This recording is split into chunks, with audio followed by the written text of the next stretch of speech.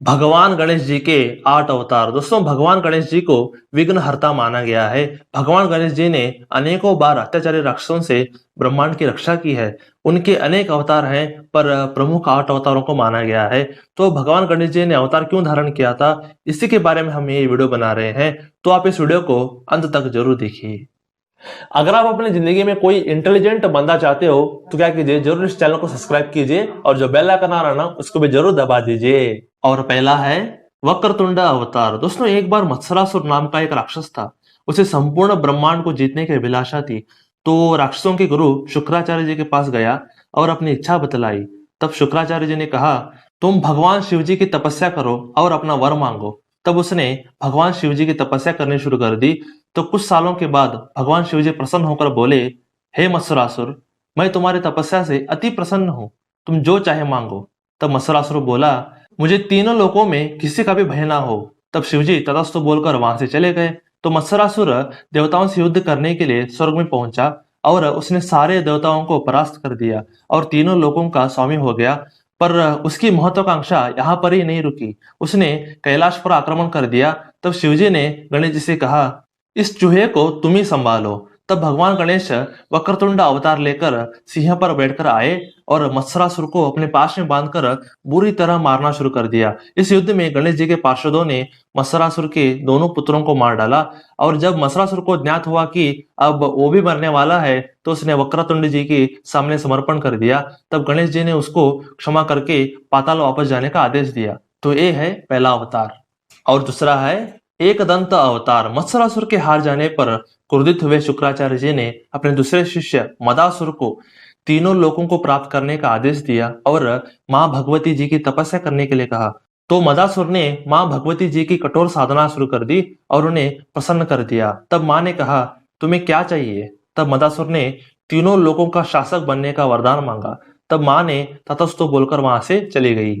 शक्ति प्राप्त करके मदासुर ने देवताओं पर अत्याचार करना प्रारंभ कर दिया और देवताओं को स्वर्ग से खदेड़ दिया। तब उसने शिवजी पर आक्रमण कर दिया।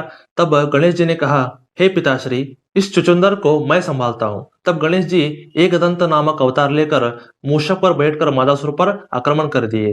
पहले ही मुठभेड़ में गणेश जी ने मदासुर के धनुष, सारथी और रथ को ध्वस्त कर दिया और बुरी तरह उसकी पिटाई करनी प्रारंभ कर दी। तब मदासुर हार मानकर गणेश जी को समर्पण कर दिया। तब गणेश जी ने उसे एक लात मारी तो वो सीधे पाताल में जाकर गिरा। तो ये है दूसरा अवतार। और तीसरा है महोदर अवतार। 2 बार हारने के बाद भी शुक्राचार्य जी को अक्ल नहीं आई। उन्होंने अपने तीसरे शिष्य मोहासुर को सूर्य नारायण जी की तपस्या करने के लिए कहा। मोहासुर ने अपनी कठोर तपस्या से सूर्य नारायण जी को प्रसन्न किया और सर्वत्र विजय होने का वरदान मांगा। वरदान प्राप्त कर मोहासुर ने पाताल, पृथ्वी और स्वर्ग पर विजय प्राप्त कर ली।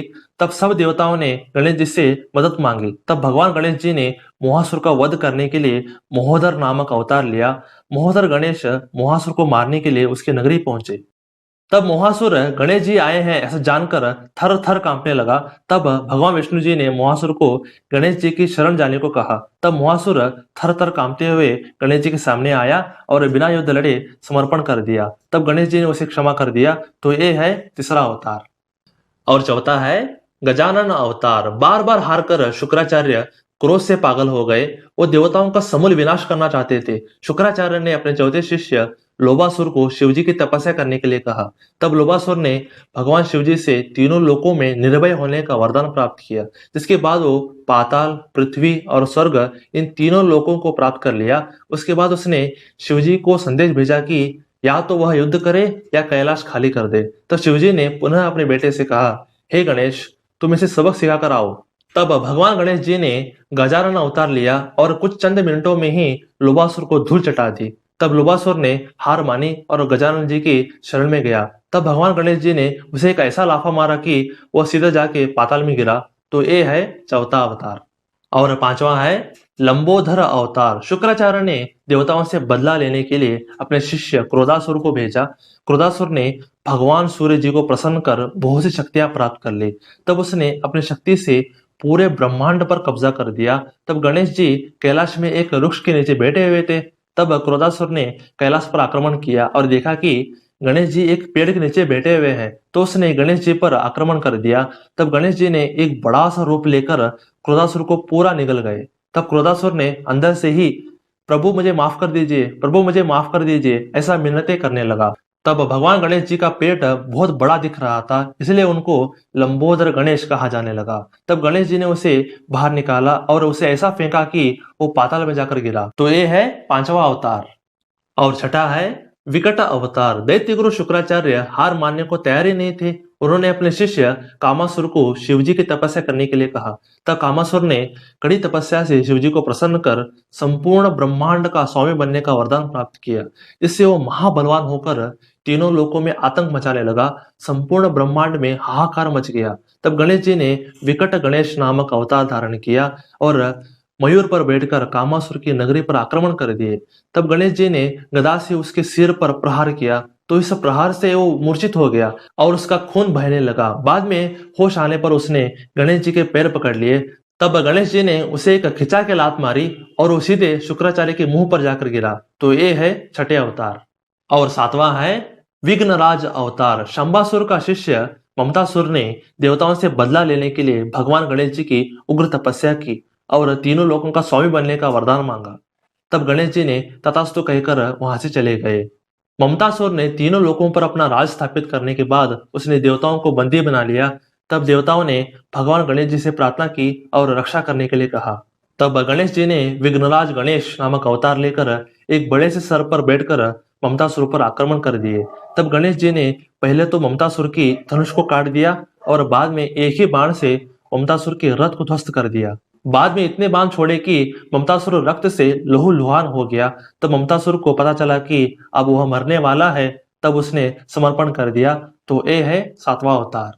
और आठवां है धूम्रवर्ण अवतार। बार बार हार कर भी शुक्राचार्य को अक्ल नहीं आ रही थी। उसने अपने शिष्य अहमतासुर को गणेश जी की तपस्या करने के लिए कहा। तब अहमतासुर ने गणेश जी को प्रसन्न कर देवी शक्तियां प्राप्त कर ली। तब उसने इंद्र पर आक्रमण कर दिया और अपनी शक्तियों से सारे देवताओं को स्वर्ग से बाहर कर दिया। तब अहमतासुर के अत्याचारों से तीनों लोकों में हाहाकार मच गया। देवताओं की पुकार पर भगवान श्री गणेश ने उन्हें अहमतासुर के अत्याचारों से मुक्ति का आश्वासन दिया। महर्षि नारद जी ने अहमतासुर को गणेश जी की शरण जाने की सलाह दी, पर वो नहीं माना। तब भगवान गणेश जी ने धूम्रवर्ण नामक अवतार लेकर अहमतासुर को पहले मुठभेड़ में ही परास्त कर दिया। तब अहमतासुर ने भगवान की शरण ग्रहण की। तो दोस्तों, आपने इस वीडियो में भगवान गणेश जी के 8 अवतारों के बारे में जाना। तो आप इस गणेश चतुर्थी पर गणेश जी की भक्ति कीजिए और उनकी पूजा कीजिए और उनकी सेवा कीजिए। भगवान आपके सारे मनोकामनाएं पूरी कर देंगे। तो आप इस जानकारी को अपने तक बिल्कुल मत रखिए, अपने दोस्तों के साथ जरूर शेयर कीजिए। तो आपको हमारा वीडियो कैसा लगा? मुझे पता है कि आपको बहुत ही अमेजिंग लगा होगा। अगर आपको अच्छा लगा तो आप क्या कीजिए, जरूर सर लाइक कीजिए और बहुत सारा शेयर कीजिए और थोड़ा बात कीजिए, सब्सक्राइब कीजिए और बहुत सारा करवाइए, क्योंकि हम ऐसे ही बेहतरीन कंटेंट, ऐसे अच्छे अच्छे कंटेंट हमेशा क्या करते हैं, हमेशा लाते रहते हैं ना। जरूर क्या कीजिए, सब्सक्राइब कीजिए। तो stay blessed, stay awesome and go self made.